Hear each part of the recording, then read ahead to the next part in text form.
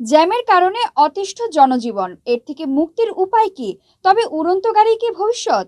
আরও একবার সেই প্রশ্নে উস্কে দিল এক চীনা সংস্থা।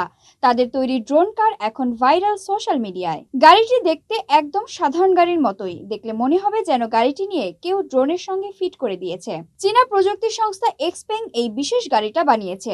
গাড়ির ছাদ থেকে 4টি ভাঁজ করা বাহু বেরিয়ে আসে। সাধারণ ড্রোনের মতোই প্রতিটি বাহুর সাথে একটি করে মোটর রয়েছে। গাড়িটিও বেশ স্টাইলিশ এবং আধুনিক প্রিমিয়াম দেখতে।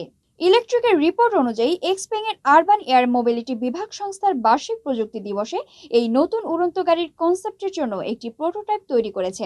ইউটিউবের সংস্থা এই ইভেন্টের ফুটেজ শেয়ার করেছে, আর তখনই আকাশে এই গাড়িটির ওড়ার ভিডিও সবার সামনে আসে। গাড়িটি আকাশে ওড়ার সময় তার নিয়ন্ত্রণ করতে পাইলট স্টিয়ারিং হুইল এবং ডান হাতের গিয়ার লিভারের মাধ্যমে গাড়ির নিয়ন্ত্রণ করেন। তবে উদ্ধার কাজ, দুর্গম স্থানে পৌঁছে যাওয়া, দ্রুত ডেলিভারি, এয়ার অ্যাম্বুলেন্স হিসেবে ভবিষ্যতে এই জাতীয় গাড়িগুলি ব্যবহার করা হবে বলে মনে করা হচ্ছে। অনেকেই এই ড্রোন কারের প্রশংসা করছেন, আবার কারো কারো মতে সাধারণ একটি গাড়িতে কেবলমাত্র ড্রোন বসিয়ে দেওয়া হয়েছে, এটার কোনো ভবিষ্যৎ নেই। এর আগে চীনের ইলেকট্রনিক গাড়ি নির্মাতা প্রতিষ্ঠান এক্সপেং ইনকর্পোরেশন প্রথমবারের মতো দুবাইয়ে উড়ন্ত গাড়ির পরীক্ষামূলক ফ্লাইট পরিচালনা করেছিল। X2 নামে 2 আসন বিশিষ্ট এই উড়ন্ত গাড়ির দুই পাশে, সামনে ও পেছনে 8টি পাখা রয়েছে।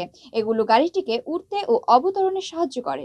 আন্তর্জাতিক বাজারে এই উড়ন্ত যানের উপস্থিতির ক্ষেত্রে খুব একটা তাড়াহুড়ো করতে চায় না চীনা সংস্থা।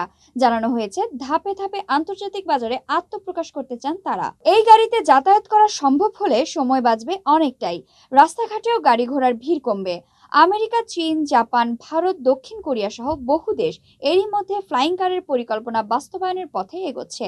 এই মুহূর্তে গোটা বিশ্বেই ফ্লাইং কার নিয়ে চলছে বিস্তর গবেষণা।